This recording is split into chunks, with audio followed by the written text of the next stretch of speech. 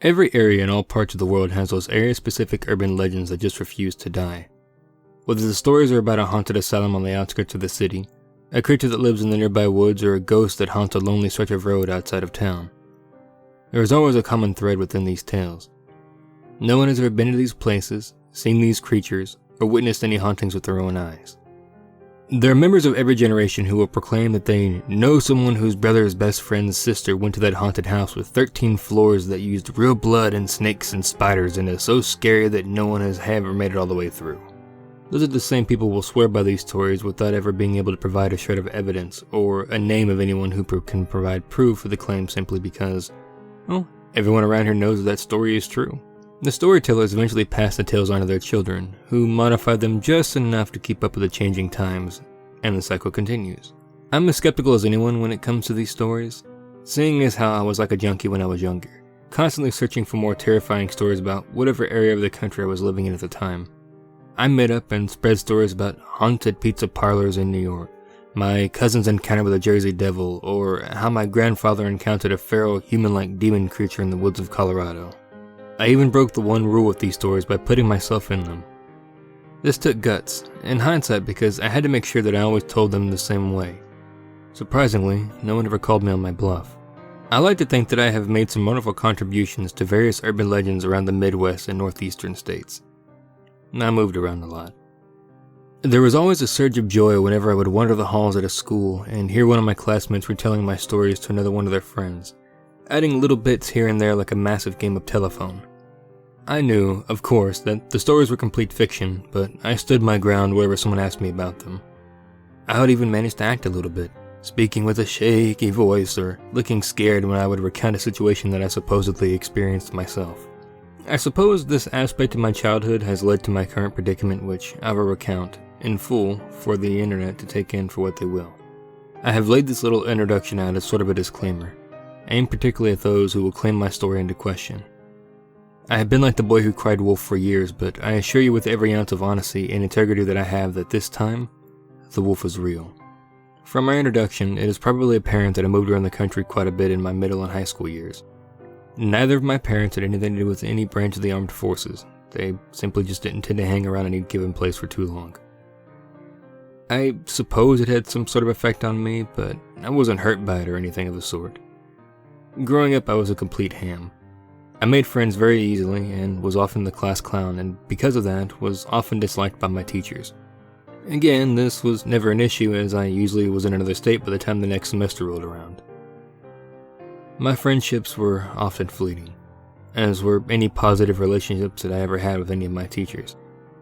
Because of the events that followed, my memories of one teacher in particular is probably slightly skewed, but I will attempt to give the least biased version of our friendship that I can. Mr. Mays was one of my social studies teachers in the early years of my high school experience. Being older now, I can understand how terrible children are to deal with at that age, and I respect him to no end for the way that he was able to connect with his students. He seemed like one of us. He talked like us, made pop culture references that were current, listened to cool music, and sometimes he would even say hell or damn while he was giving a passionate lecture about Native American history or something like that. A teacher that swore, even a little bit, was the epitome of cool to a freshman in high school. My memories of Mr. Mays mostly stem from the way that he really got into anything that he was doing. The instance that is still very vivid in my mind was, of course, around Halloween of my sophomore year. Mr. Mays had the typical teacher decorations around the classroom. Smiling jack-o'-lanterns and black cat cartoons. Typical and boring in the minds of the egotistical high school students. However, on the 31st of October, when most of their teachers were rolling their eyes at the fact that teenagers still took dressing up in costumes on Halloween seriously, Mr. Mays took the whole cool teacher thing to a new level. We walked into the classroom and were surprised to find the blinds down, sheets over the smaller windows, and candles lighting the room, and a single frowning jack-o'-lantern sitting on a stool in front of the desk. Mr. Mays sat at his desk, just watching the students come into the class and take their seats. He didn't have to ask anyone to be quiet because, the moment everyone walked into the room, they were either too excited to care about the petty conversations or too confused to bother with them. The students took their seats as Mr. Mays began his lecture. He spoke quietly to set the mood and took a seat on the chair right next to the jack-o'-lantern in the center of the room. "Today is probably my favorite day of the year, class," he said in a monotonous voice. "Halloween is my favorite holiday, and I want to share with you exactly why I love it so much.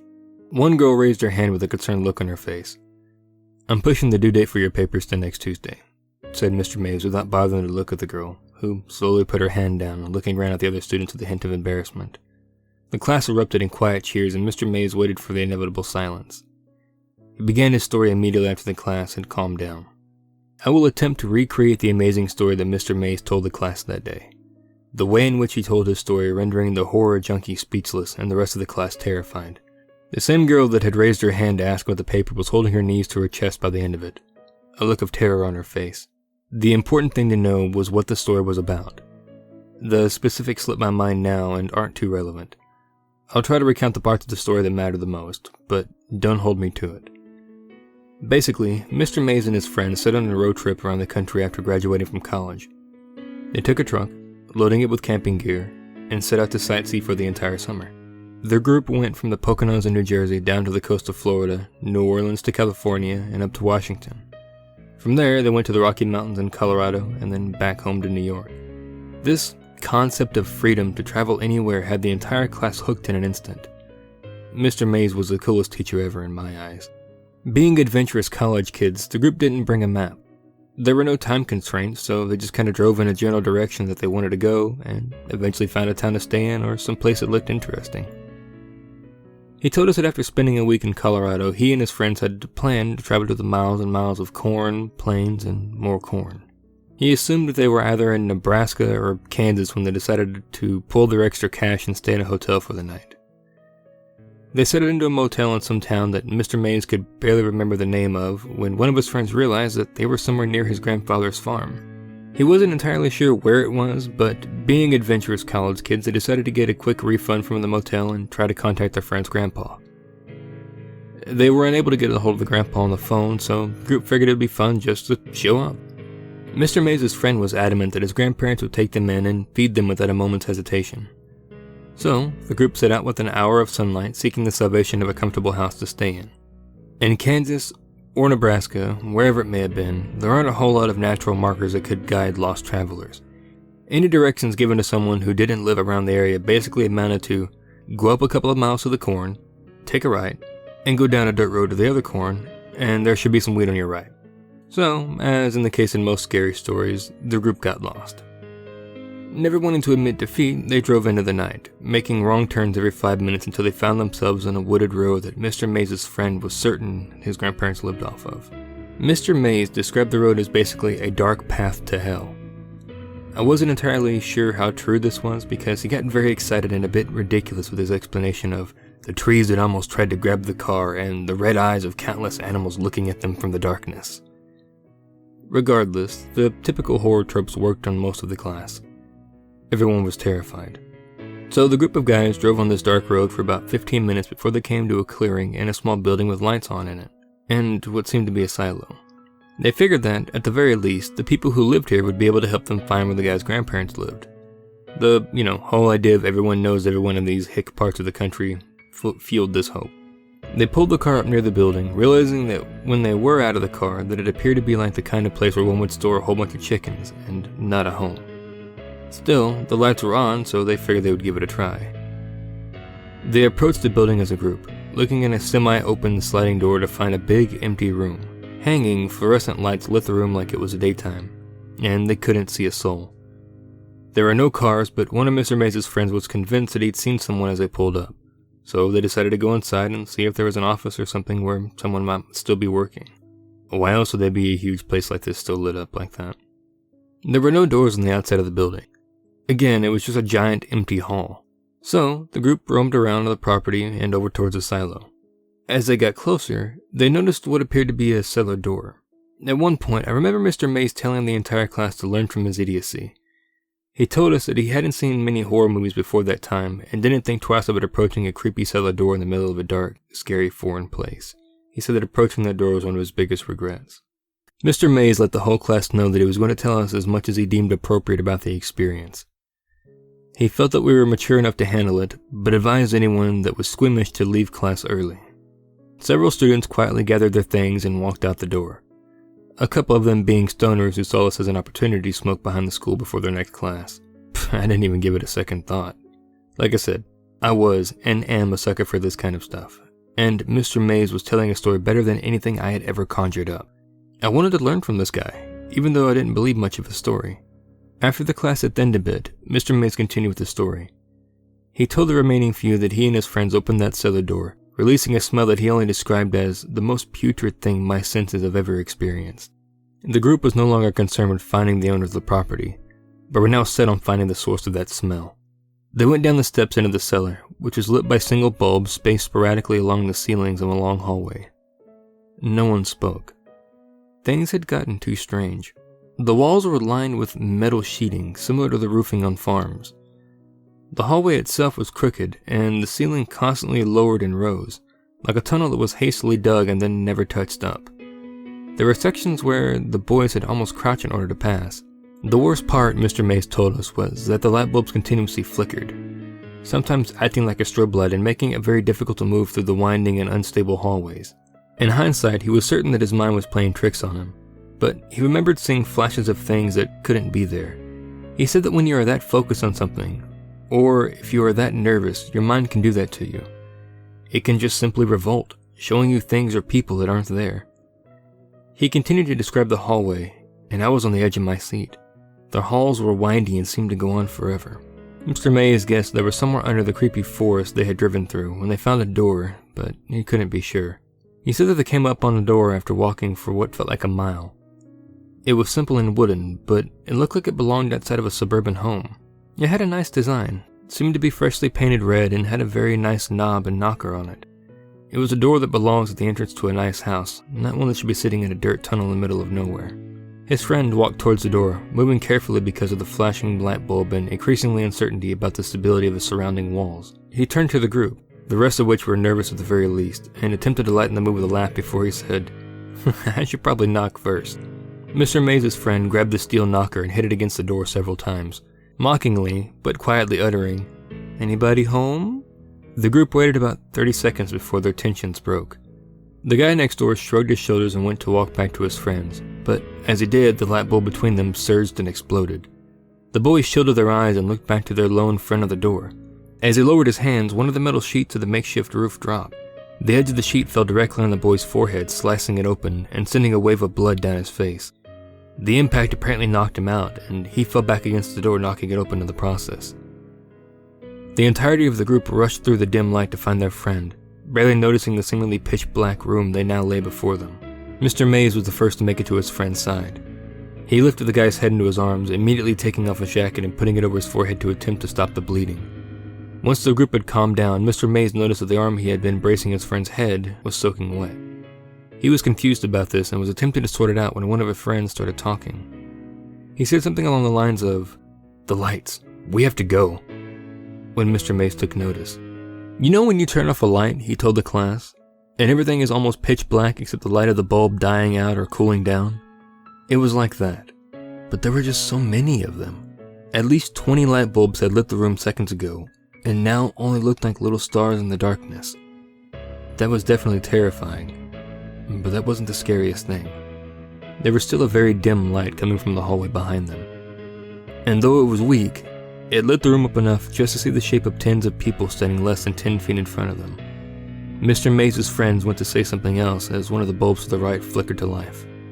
Let me interrupt and say at this point that Mr. Mays was generally a playful guy. He had that tone of voice that made you want to respond. Basically, he could say, "Hey, let's go jump off a cliff, guys," and you would want to respond with, "Alright, Mr. Mays, show us the way." That is a ridiculous statement, but it gets the point across. He was a charismatic guy. The whole story up to this point had been told like a campfire story. He had then voiced and fleshed into someone attempting to be mysterious and scary, which worked, but was noticeable. At this point in the tale, I recall that changing completely. He was no longer attempting to spook anyone. I could tell that this section was actually difficult for him. Either he was a very good actor, or it was a really terrifying memory for him to relive. He told us that the light bulb came to life and illuminated the group of people in front of him. In the dim light, he could see children, at least 20 of them in just the visible light. They were all dressed in nightgowns that looked to be tattered and torn, stained dark with something. Their hair was very long. Every single one of them looked like they had not had a haircut since birth. Some of the children were almost completely obscured by the length of it. Every single one of them didn't appear to have seen a shower or a nice bath their entire life. Mr. Mays told us that the most terrifying part of this whole thing was none of the children were moving. They were standing still, staring, most of them only visible from the faint light reflecting off of their eyes. His whole group was paralyzed with fear for several seconds, when they heard what sounded like an animal in the distance yelping. The way it was described was the sound of a dog crying, multiplied by 10. And this spurred the group to life. Just as the children began to step forward, his friends grabbed the injured one and lifted him out of the room and into the hallway in an instant. Mr. Mays took another second to move, and had difficulty finding his bearings. He reached to his left in an attempt to find a wall to lean against, ended up finding a handle, and then pulled hard, never losing his vision of the children. He bolted for the door right as he noticed what he had grabbed onto. A shower head protruded from a cement wall, reaching maybe a foot into the room. There was something leaking from it, but it was too dim to tell what it was.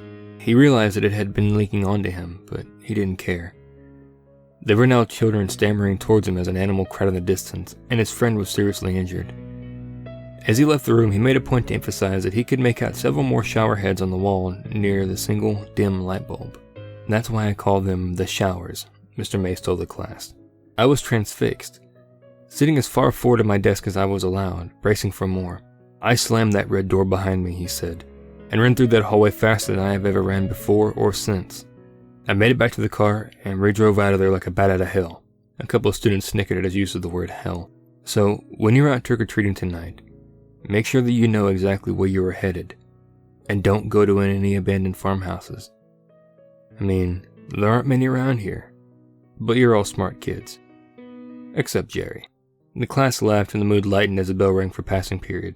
Mr. Mays turned the light on and thanked everyone for listening, reminded them about the paper due next week, and told us to have a safe and happy Halloween. Students all around me were abuzz with theories about the story they had just heard. I bet it was some sort of crazy Nazi hideout, said one girl. I think they were all ghost babies that were killed by a dog, said another. I couldn't even theorize in the slightest. I was still caught up in the moment. The way that Mr. Mays had told that story and the detail that he included in it left me feeling like we didn't get the whole story. A couple of days later, I stayed after class and asked him about how it actually ended and what happened to his friend, and laughed and said that his friend was fine and that it was honestly, he whispered this part to me, probably due to some of the drugs they were on at the time. Mr. Mays winked at me as if to say, "Don't tell anyone about the drugs part, kid," and I smiled and left. I lived in that town for another couple of months and then was rapidly moved halfway across the country to Milwaukee, Wisconsin. I twisted the story around and told it around campfires as I got older. And it was always a hit, but I always changed the ending, letting the friend die of blood loss or from being dragged away by children. It wasn't until college that I got a chance to talk to Mr. Mays again. I went to college in northern New York, not for any reason associated with the story. College was a fun time for me. I continued being the same ham that I had always been. It wasn't until sometime around my junior year that I ran into Mr. Mays at a bar that I frequented. Initially, I couldn't have been sure he was the same person I saw laying with his head buried in his arm at the table was Mr. Mays. The only trait that grabbed my attention was a sweater that he used to wear on his birthday during class. The shirt simply said, "I'm the birthday boy." I told my group of friends to grab a table and that I would join them in a second, and then walked over to the man at the bar. "Mr. Mays?" I said, and the man looked up. The man took a second to look at my face before he smiled, put a hand on my shoulder and said, "Hey there, son. How have you been?" I could smell some strong whiskey on his breath, and his cheeks were flushed. The look in his eyes told me that he was 3 sheets to the wind and probably had no idea who I was. "Mr. Mays, it's Jack. I was a student of yours for a couple of semesters about 6 years or so ago." His face changed a bit, and a genuine look of recognition set in. He took a calmer tone, smiled, and said, "How have you been, Jack?" We talked for a solid 20 minutes. I told him what I've been doing for the last several years, and he told me. Apparently, he was still teaching in the same school doing the same old shtick, as he called it. I asked if everything was alright, and he said they were as good as they ever have been or were ever going to get. It took me a while to realize that I was an adult that was having a conversation with another adult. Every time I had spoken to Mr. Mays previously, I had been in the student-teacher relationship, but now I was just a guy having a drink with a friend at the bar. My friends eventually left, and I continued to drink with Mr. Mays. He told me all about his divorce and his kids and things that I never would have asked or cared about previously, but now I cared. He was a real person to me. Not just an idol anymore. This was a guy who had real problems, not the infallible teacher that I once thought he was. It had been several hours before he even brought up his story about the showers. I told him all about my history with urban legends and scary stories, and he just laughed. And when I mentioned the story he had told us years ago, he almost seemed uncomfortable. He finished his whiskey, signaled for another, and then turned to me and got very serious. Listen, Jack, I don't know why I kept telling that story year after year. His words were slurred, or my hearing was messed up. We were both sufficiently blitzed at this point. That was what my therapist told me to do when I was younger. That I had to tell people it. To come to grips with it or some shit. He took a big swig of his drink. Wait, your therapist? I said. Mr. Mays laughed heartily and looked at me. Of course, Jack. You think that something like that wouldn't fuck a person up? I was confused, but smiled nonetheless. Things had just gotten very strange. But, I mean, you said you were all on drugs or something, right? No one was too terribly hurt. You're all okay, right? He almost looked cartoonish with his sadness in the next several seconds. Of course we didn't, Jack. Why do you think I'm here now? I was puzzled, quickly filled with 1,000 questions that I wanted to ask him, but I let him carry on. Tim fucking... He didn't make it, Jack. He laughed. His laugh turned suddenly into tears. Fucking took him, they did. I don't even know. Cops told us we were just drunk and that he wandered off and got taken by the wildlife. He didn't know. He didn't see it, Jack. I was absolutely stone-faced at this point. Mr. Mays was carrying along like I knew the actual story, but I didn't. His friend disappeared. I didn't know. I wish they'd found the body, though. Then we could have shown them, he sighed. That's a bad place, Jack. I don't know anything else to say. It's a bad place. He carried on for a couple of minutes more about his friends and the fun they had had before they went on that trip, and I let him talk. It was only a few minutes later that his phone rang. Hello, sweetheart, he whispered into the phone. I'll be out in a second. He gagged. Love you, baby. The person on the other end hung up the phone, and Mr. Mays got up to leave. It's been nice seeing you, Jackie. You've got a good head on your shoulders, boy. Make sure you use it. He began to walk out the bar. And Mr. Mays! I yelled after him. Yeah, Jack? He turned back towards me. Where'd you say all this shower business took place? Where? Hell, didn't I mention it? Somewhere outside of Broken Bow, Nebraska. Fucking hell on earth if you ask me. Mr. Mays walked out of the bar after waving to me, running in the wall before eventually finding the door. That was the last time I would see him. I'd never be able to tell him the impact that he had on my life, or rather the impact that his story had on me. He'd never know about the trip we took after graduation, almost mimicking the one he and his friends had made. He would never know what the things he saw at that place were real. Why? Well, he died about a month later. His liver failed on him. It's alright though, because his family was with him in the hospital room. He got to die around people that cared about him, and that is all I can ask for a man like that. I experienced that place too, several years later. That is where my story turns. The following is the story of how I came to find The Showers, and why I will never, ever go anywhere near Nebraska ever again. I'll finish the story when I'm sober. The memory is clear enough. I'm awake now, semi-sober and ready to finish this for you guys, the internet, and whoever cares to hear it. I didn't find out that Mr. Mays had passed away until a couple of months after the funeral service. Initially, I was going to seek out his family in order to send my condolences, but it wasn't as if Mr. Mays and I were best friends or anything like that, so I refrained. I continued through my college career and graduated a year or so after our bar meeting. Graduating with English as my major wasn't a mistake, but it wasn't exactly something that landed me any sort of immediate jobs after college. Now, I had saved a pretty solid amount of money while I was in school, and decided that I deserved a bit of a vacation, if you will. I took my spare cash, got together with my college buddy Steve, packed up and hit the road, aiming for somewhere in the Rocky Mountains. I had lived near Littleton, Colorado when I was younger, and remembered loving the area, so the destination was as good as any. The trip was a success. We made it somewhere around Estes Park, Colorado, and found a cheap cabin where we rented for about a month. The days were filled with lounging, hiking, and generally things that involved little to no work on our part. After our rental was through, we packed up again and headed our way back east.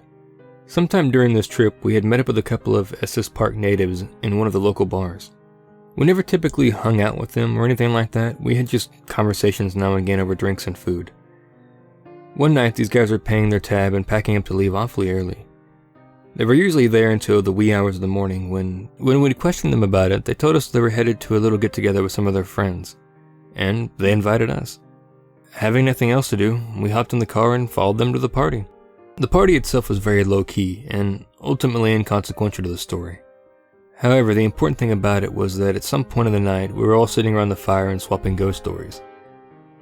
At this point in my life, I wasn't much of a ham as I was in my younger years, but with a little bit of encouragement, I started on a couple of stories that I remember telling in my youth. Eventually, I made it to Mr. Mays' story about the showers. Every time that I had told it after hearing it from Mr. Mays, I had spiced it up a little bit. But out of some sort of subconscious respect for my former teacher, I went straight into the version that he told my class in my sophomore year of high school. The group enjoyed my stories the most, the showers being the mutual favorite amongst the partygoers. Steve and I left for the cabin at around 5 in the morning, and he asked me about the story on the drive home. I told him all about Mr. Mays, that class, and my love for everything horror-related and whatnot, and he suggested that we go and try to find the place on our return trip to New York. Initially, I was reluctant simply because I didn't feel like aimlessly wandering through Nebraska for days, looking for some old farm building that was probably demolished at this point. But a couple of days before we left Colorado, I told Steve that it sounded like fun. We weren't going to be able to do another trip like this for a long time, so I figured that we might as well make the best of it. Somewhere in the back of my mind, I thought of it as a little tribute to Mr. Mays, a guy that, in retrospect, helped me realize that I wanted to be a writer. Anyway, we left Colorado and made the long, boring, and barren drive to Broken Bow, Nebraska. Or hell on earth, as Mr. Mays had put it. We found a motel in town and hung around for a couple of days, venturing out 100 miles or so in any given direction each day after that. I had remembered Mr. Mays telling us that it was somewhere outside of Broken Bow, but I didn't think he'd got any more specific than that. We tried asking the townsfolk if they had any information about the showers, but, we were usually met with the blank stares or eye-rolling when we told them exactly what this place was. The only person who seemed to know anything about it was an older woman that worked at a gas station on the outskirts of town. I don't recall her name, but this woman was one of those carefree, cheerful older people. Very helpful and generally interested in what everyone had to say to her. Steve had started talking to her at checkout, and she asked about her license plate, commenting about the fact that we were very far from home. We had nowhere in particular to be, so Steve and I ended up talking to this woman for about 15 minutes. At which point we brought up our hunt for the place called The Showers. Initially, the name didn't ring any bells with the woman, which made sense, seeing as Mr. Mays had just given it the name after his experience there. But when I began to describe the details that I remembered from his story, the friendly old woman interrupted me. Her tone was not scornful or mean in any way, but she became very terse and deliberate with her words from that point on. "People don't deal with anything related to that sort of business around here anymore," she told us. "That was all a long time ago." Following her statement, she attempted to be cheerful again, excusing herself to the restroom and wishing us the best of luck on our return trip to New York. Steve and I returned to the car without a word. Both of us were thinking about what the woman had said. Again, she didn't seem to be angry at it, she just didn't want to hear another word about it. We were driving back to the hotel before Steve said something. I mean, if I had to live in a place associated with an urban legend or something like that, I would totally mess with anyone who asked about it, he said. I mean, eventually you'd just get tired of people asking about it, and so you would just try to scare them to get them to shut up, wouldn't you? I agreed with Steve and kept driving. But the whole experience wasn't sitting right with me. If this was some kind of well-known legend in the area, why did no one else in town seem to know anything about it? But I managed to shrug it off. Mind you, neither of us were scared of finding the showers. This little excursion on our road trip was more like a scavenger hunt, a cap-off to an overall relaxing vacation. Steve and I were basically like tourists, hunting for the site at which a famous movie was filmed or something like that. We went into the whole situation with little to no expectations, and a fleeting hope that we would be able to find this place. We spent another day in Broken Bow before we took our next trip out to find the showers. Nebraska isn't as terrible of a place as people make it out to be, but it really isn't all that exciting. We found a bar and spent some time there, and that was just about the extent of our activity on our day off. When we did get back on the road, we decided that we would attempt to stay off main roads for as much of the day as we could. I knew there was no way that this place was going to be off of the highway, and I remember some detail about a dirt road in Mr. Mays' story, so we went looking for those. This is a fairly futile effort. Most of Nebraska is dirt roads. It was 7 in the evening when we came upon a small but thick forest. I use the term lightly, but for Nebraska, this place was like an oasis. The trees were full and thick, shrouded most of its insides in darkness. The sun was setting, and even though we'd run into a few of these random crops of trees, we agreed that this one showed more promise than any of the others. It wasn't really a road, but there looked to be a path where a dirt road might have been at some point, so we just drove along that. If the car was able to handle the Rocky Mountains, a dirt path in Nebraska would give us no trouble. We moved slowly and carefully along the trail, making sure to clear any fallen trees on the road or rocks that may have rendered the car useless. When the sun finished setting, it was pretty dark in this place during the day. But when at night came, it was something else entirely. I had an inkling at this point that we had found the right place, but I didn't want to jinx it, so we continued onward. I didn't realize it at the time, but the little bits of light that managed to penetrate the canopy in the miniature forest actually did make it look as if the tree branches were trying to grab the car, just like Mr. Mays had mentioned in his story. I'm still convinced that he made up the part about the animal's eyes though. The most aggressive creature we saw in the woods was a dead rabbit on the side of the trail. It didn't have any obvious signs of death, it just looked like it had simply laid down and never bothered to get back up. We drove around in the darkness for quite a while before we found a clearing. We had to move several smaller clusters of branches out of the way, but right in front of our exit was a giant dead monstrous of a tree. There was no way removing this one, so we got out and turned on the bright headlights in the hopes that it would illuminate the area in front of us. There was a feeling of excitement mixed strangely with fear when I saw what lay 50 feet beyond the clearing. There, lit partially by the headlights from the car, and a little bit of light from the crescent moon, was what appeared to be an old barn house. This wasn't a typical farmhouse. It was larger than the barns that I'd seen in films and didn't have any sort of crest. It basically looked like a small warehouse. I wasn't entirely sure at this point if this was the place we were looking for, but it was certainly the closest we had come. I moved through the brush until I saw roughly 20 feet from the entrance, at which point all of the growth seemed to stop. I don't know if the owners had done something to the soil, but the whole structure had a border around it that was clear of any sort of plant life. I approached the entrance to the building, a large sliding door, as Steve came up behind me with 2 flashlights in hand. "So, were you just gonna run off into that place into the dark?" he laughed. I gave him a half-hearted chuckle and grabbed one of the lights from his hand. Mine was a little, but pretty bright flashlight. It was the kind that hikers had most likely fastened to their backpacks, just in case they were stranded out at night. It worked well enough. I grabbed the metal door with both hands, holding the flashlight in my mouth, and gave it a tug. It moved slightly, creaked a little bit, and then there was no way I was doing this by myself. Steve came up from behind, set his flashlight down on the ground, grabbed the door and said, 1, 2, 3, and then we pulled the door with all we could muster. Once we had managed to move it a couple of inches, it must have latched back onto its track because it slid very easily, stopping hard with a loud and echoing thud when it was completely open. Steve picked up his flashlight and walked up behind me. I had already moved inside. The inside of the structure was exceptionally bare, almost troublingly so. I wasn't entirely sure how far we were from the nearest home or small town, but there wasn't even the slightest bit of evidence that anyone had been in this building for years. There were no broken beer bottles or empty bags of chips. There weren't even any animal droppings or eager plants that had managed to grow here.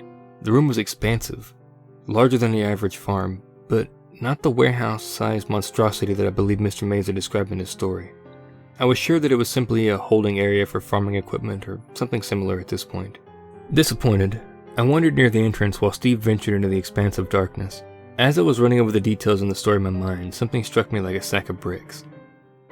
In Mr. Mays' story, there was a silo near the barn. I ran outside, my eyes adjusting easily because at the very least it was brighter outside. I looked in all directions, running around the perimeter of the building. Surely if there was never near a silo this place, there had been some evidence of it somewhere. But, despite my hopes, there was nothing but a cluster of thick bushes on one side, brush and dirt everywhere, and the forest that we had come from. I walked back into the building, frustrated and tired. Steve was still excited, eagerly running around from the inside of the building. "Even if I could just find one shower head or a pipe," he said, "then we know it was true. Just keep looking for me." I didn't want to ruin his excitement. I had told Steve the story several times, but obviously he didn't realize that this just wasn't the place. The building was weird, yeah.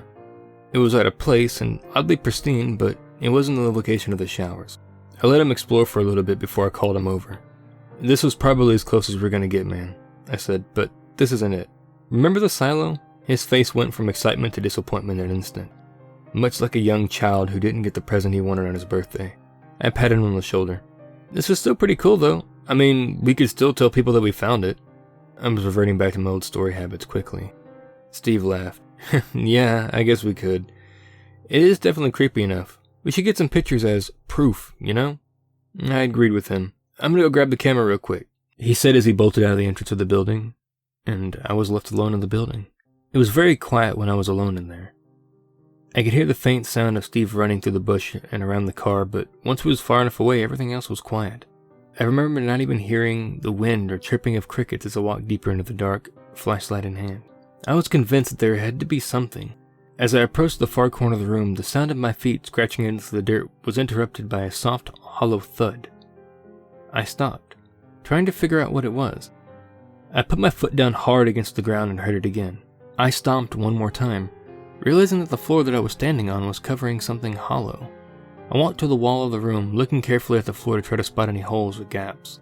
As far as I had known, it was solid ground that this thing sat atop, so I was convinced that I had found a hatch or a basement or something. I heard Steve coming back through the brush as I shouted, "Steve, come over here, it's hollow!" As I went to say the word hollow, I hopped a little bit, hopping to recreate the sound so that he would be able to hear it upon entering the door. The second my feet made contact with the floor, I felt it give out beneath me. The memory of the fall is fuzzy, but I do recall hearing wood splinter. I remember seeing the light from Steve's flashlight falling away into complete darkness. It wasn't a long fall, but I must have fallen in a terrible position because I know that I lost consciousness for several seconds at least. When I woke up, I was staring at a bright light. For an instant, I had thought I was approaching the fabled light at the end of the tunnel. I was angry at myself. You died in Nebraska, Jack? Wow, you do know how to fuck up. My self-depreciation in the afterlife was interrupted by what sounded like Steve's voice. Jesus, Jack! Jack, can you hear me? Dude, wake up! Please wake up! He screamed. I managed to lift my head up off the floor just enough for him to celebrate. The pain in my head was immense, but it was outweighed by the pain shooting through my knee. I knew I had a concussion, but the pain in my knee was just so much more pressing. I looked around until I found my tiny flashlight and then sat up and reassured Steve. I'm okay. I just hurt my knee, and I bumped my head too, really hard. Thank fuck, man. I thought you were dead. Imagine that though, dying in fucking Nebraska. It'd be awful. His words made me laugh a little bit, but I stopped myself. The slightest shaking hurt my head and made me incredibly dizzy. I guess a rope, said Steve. What? I asked quietly. Should I go get a rope to get you out of here, or do you see a ladder? I looked around the walls that sat in front of me. They were smooth cement. There was no way that I was climbing out of here. Yeah, get the rope, I told him. It's buried under all of our stuff. I think it might be in my red climbing bag, but I'm not sure. Steve nodded, telling me to hang in there and that he would be back in a little bit, and then he ran off. The silence that followed was uncomfortable. After the sound of Steve's feet scraping the floor above me faded away, I was only able to hear the buzzing that occurred in total silence, intertwined with the pulsing in my head. I pushed myself over the nearest cement wall and braced myself against it, resting and breathing hard in an attempt to calm myself. The cement was unnaturally cold against my back. It was summer, so I only had a t-shirt on, but it felt like ice even through that. Again, this observation was primarily made after the fact. In the moment, it just felt good to lean against something. I sat there, waiting for Steve in this underground basement, and I began to feel uneasy. I felt like an idiot for falling down here. I felt pain from my injuries as well. That all seemed to fade into one emotion in an instant when I heard what I could only describe as breathing, somewhere to my left. I convinced myself that it was my injured mind playing tricks on me for a few moments, until my mind decided to rapidly replay Mr. Mays' story. When I had first heard it in that classroom years before, I was more impressed than I was scared. But now, sitting in a dark basement in the middle of Nebraska, I felt something that I hadn't felt in a long time. It couldn't even be summed up in a word as fear. As I sat there, I felt an all-encompassing dread. I pointed my flashlight to the left, the direction from which I thought I heard the sound. The light didn't reach the other wall, it was too far away, but I was comforted to see absolutely nothing there. I breathed deeply for a couple of more seconds before I heard another noise in the darkness. It was very quick, and I cannot be sure that it was my own body moving around without my noticing, but I thought that I had heard a scraping sound not 10 feet from me. It sounded like the noise your feet make when you're walking across a dirt-covered floor. Before I could react, I heard the breathing to my left again, closer this time. There was no way this was real. I hadn't so much as seen a spider web in this building, and now I was convincing myself that something next to me was breathing. I was angry at myself for getting so worked up. I told myself that the human brain is constantly hallucinating. I told myself that while in silence or darkness, the brain will make sounds to fill the gap, or make you think you see things or hear things that aren't there. I channeled my inner skeptic in order to calm myself. It worked until I saw a flash of something in front of me. I couldn't be entirely sure what it was, but I heard the accompanying sounds of feet scraping against the floor, and I began to swell with dread. I decided the best course of action at this point was to turn off my flashlight, assuming if they couldn't see me, then they couldn't get to me, whatever they might be. I turned off my flashlight and was left in complete and total darkness. The bulb of the flashlight faded as it cooled, and I put it out of my pocket, simultaneously pushing back against the cold cement wall in an attempt to stand. I managed to get to my feet, foot, and found that I couldn't stand to put any pressure on my injured knee. I limped to the corner, humming to myself, trying to break the deafening silence. I called for Steve as loud as I could manage, but heard no response. He was probably in the back of the car, still hunting for that rope. There had to be a ladder or something somewhere.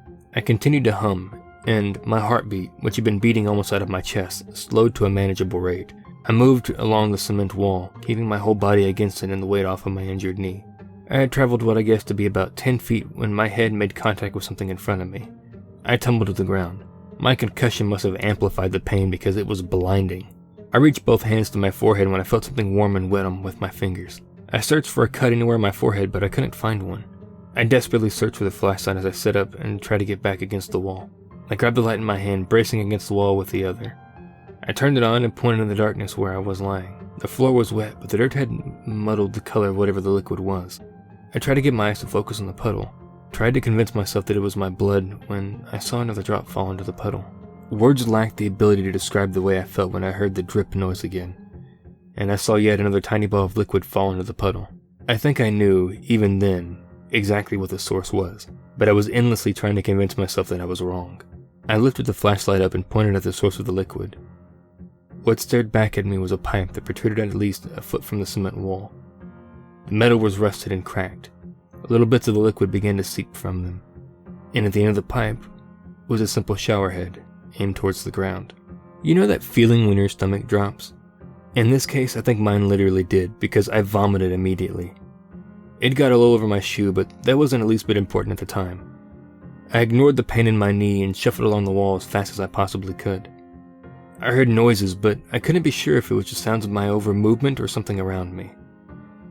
I managed to duck under the next shower head. This one was higher up on the wall and seemed to be leaking at the same liquid as the other one was. I felt like I was moving along something infinite. Every now and then I would have to duck or move under another metal bar, another shower head. They began to pour more profusely, but the liquid was too thick to come out easily. The room began to smell. I remember immediately the way Mr. Mays had described it. I grabbed my shirt and put it over my nose, trucking onward, but it didn't seem to stop the smell for an instant. It smelled like vomit. It smelled like shit. It smelled like burnt hair. It just smelled like rot. I was still moving against the wall when I fell into some sort of outlet. I had hit the dirt ground hard and adrenaline coursing through my veins. The pain still managed to break through though. My flashlight was still in my hand. I aimed it and examined my surroundings. Sitting in front of me was a doorway. There was a door there, though it looked aged now. It had a nice design on it. A doorknob but a knocker that looked like a snarling demon. Red paint was peeling from it, flicking off and falling to the ground in front of me. I clumsily rose and busted through the door, narrowly missing a piece of hanging sheet metal in front of me. I was crawling now. There was no way I could run. The walls and the ceiling were lined with metal, the kind you see on the roof of a farm. Large pieces of wood seemed to brace the sheets, holding this makeshift tunnel together. I couldn't risk sliding against that and possibly cutting myself in the middle, or hitting the wood and causing a cave-in, so I crawled. I pulled myself for what felt like miles, running to the walls every now and then because the path seemed to curve like a snake. I had no idea where I was in relation to the hole that I had fallen through, but I told myself if there was an exit at the end of this, had I not been crawling, I would have surely hurt myself far worse. There were parts of the tunnel in which the ceiling dipped down to maybe 3 feet above the ground. It hadn't caved in because the ceiling still lined it. Someone had built it like this. This, again, is in hindsight. I didn't care at the time. I kept telling myself that nothing was behind me, but I swore that I heard foot scraping only a few inches behind my own. My jeans would brush against my legs every now and then, making it feel like someone was touching me. Even now, I still can't completely convince myself that someone wasn't. I crawled and crawled until I reached an upslope. With joy, I looked ahead of me. There was a cellar door. The door was made of wood. I knew this because I could see light through them. I couldn't be sure, but it might have been the light from the car's headlights. Besides all of that, I was just so immensely happy to find an exit. I crawled all the way to the door, throwing my shoulder into it. It budged, but didn't open. I began to scream, but my throat seared with pain. The most I managed was a harsh crying noise. It sounded like a dying animal. I collapsed in exhaustion and pain, my eyes staring at the slits of light before me. I was so close to being out I could taste it. It was in that moment of silent defeat that I heard a noise that was, without question, something moving in the tunnel. It sounded like something was being dragged across the floor. It would move, pause for a second, and then move again. I had nothing left in my stomach to throw up, but I began to gag. I gathered myself slightly and tried to steady my hand enough to focus a flashlight into the tunnel. What I saw, I cannot still rationalize. I know what I saw, but I cannot convince myself that it was actually there. I can't stop telling myself that I was hallucinating. I saw a child in a dirty sleeping gown. The gown was stained with something dark and brown, with occasionally splashes of deep red. The child was extremely frail, like in the pictures of people you might see of a Holocaust victim. Could only make out one eye, brightly reflecting the light of my flashlight, and betraying huge tufts of long, dirty hair. It reached down beyond the fingertips of the child, which were caked in dirt. The boy or girl, I'm not entirely sure which, moved towards me with difficulty. It wasn't breathing hard, but it seemed that every movement of every muscle took every ounce of strength the child had. The thing that froze me, though, was the eye. It was only visible because it was reflecting my flashlight. But even in that glint, I could feel anger, or deep hatred, or something like that. This is a point in which the English language really lacks the right words to explain the situation. I can tell that this child meant me harm. Whether it was a hallucination or not, the thing was getting closer. I started to cry. It was getting closer and closer when I heard a voice from behind me. "Hey, Jack," whispered the voice. It was Steve. I was certain. I tried to talk back, fully intent to say, "Open this up and get me out of here right now." However, given my current state, I'm sure it just sounded like garbled nonsense. I clawed at the door, pushing against it with everything that I had, and finally breaking eye contact with the child. As I did this, a flashlight rolled down the slope, coming to rest somewhere near the child's feet. "What do you see?" the voice asked. "What are you talking about?" I closed my eyes. I remember hearing a reply along the lines of, "Just look at it. Tell me what you see." But my own screams of frustration drowned it out. I was mumbling like a maniac when the voice told me calmly, "Rest for a second. I'll get it." That statement took a second to settle in, at which points I closed my eyes. "Steve, just do it, please. Please, just open it, please." I whimpered. "Just get me out of here." My voice was beginning to get louder. "Steve, goddammit, open the fucking wooden door." I opened my eyes for a split second to see nothing but black hair dangling in front of my face, a small glint of light hidden in the mass of tangles. I slammed my eyes shut and screamed with every ounce of energy, "Open the fucking door!" And then right behind the door gave way. I fell into the dirt, taking in a breath of fresh air. My eyes were still closed, but the first thing that I did was scramble to find the cellar door and close it. Once I had done that, I took a deep breath and opened my eyes. I saw the barn in front of me, illuminated by the headlights of the car. My head was pulsing with pain, and I was covered in dirt and liquids that I didn't even care to know the origin of. My knee was, at the very least, dislocated. But, despite all of that, I was out of the tunnel. I took a deep breath, buried my hand in my hands, and said, "Steve, why didn't you just fucking open the door?" I waited for a response, but none came. "Steve, seriously," I began. "I was fucking clawing, screaming for my life," I said as I looked behind me. My stomach must have been on the verge of falling out of me at this point because it shifted again. The only thing behind me was a large mass of bushes that I had seen while we were examining the perimeter of the building. I was angry. "Steve, this is not the fucking time. Come out of those fucking bushes." I was getting ready to stand up, and I heard a yell from front of the building, a flashlight bobbing up and down in the semi-darkness. Steve was running into the open door of the structure, yelling my name and telling me not to worry. I must have lost consciousness at this point. When I woke up, Steve was standing over me, desperately trying to wake me up. His words were almost incoherent, at least to my ears. He helped me to my feet and began to walk me to the car. As we walked away, I saw my flashlight sitting just outside the cellar door. The light was fading. Steve brought me back to the car and then drove me to the nearest hospital. I fell asleep, but he told me he drove around for an hour before he found a main road. I don't think I ever told him this whole story. I believe he thinks that I was just injured from the fall. He never really actually asked me about it, and we didn't stay in contact for much longer. It's not like we deliberately parted ways, we just sort of stopped hanging out after the trip and went our separate ways. I have never been able to fully understand what happened that night.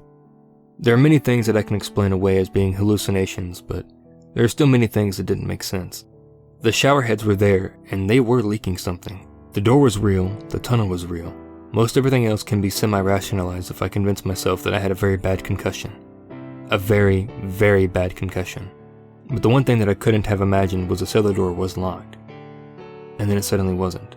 I am still as skeptical as I ever have been, but I believe in what happened to me at the showers.